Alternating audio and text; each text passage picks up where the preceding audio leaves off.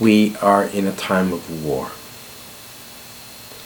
The whole epic of the sacred scriptures, from the time of Adam to our own time, are couched in military terms, couched in terms of this great struggle, this contest that is unfolding between the mind of light and the mind of darkness.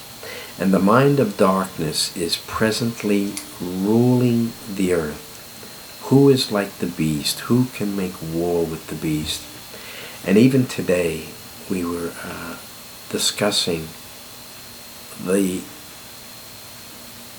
realization that very soon, as the beast, and of course, euphemism for the American order of things, as it begins to imagine that it has indeed conquered its enemies, and as it begins to choose new enemies, and as it begins to imagine that it is winning the battle that it has laid out for itself, not realizing that it is literally making war against God, making war against the reality of our times, that all of a sudden it hears the sound of war behind it, coming from within.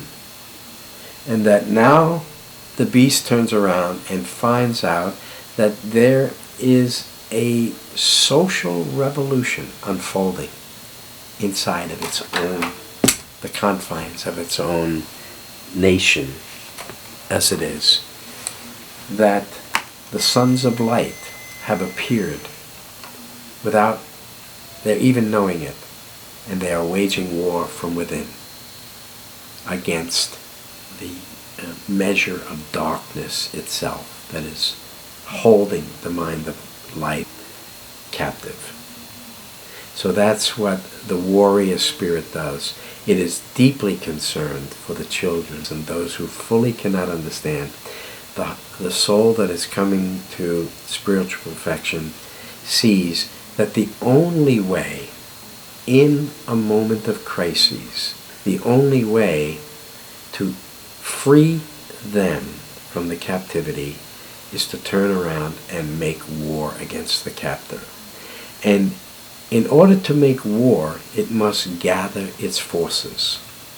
And God has kept those forces in the earth. They're here. So you must speak at the level of those very advanced souls. And that's why when the scripture says, in that day that Enoch shall come with 10,000s of his saints to make war against the darkness, the spirit of darkness in the world.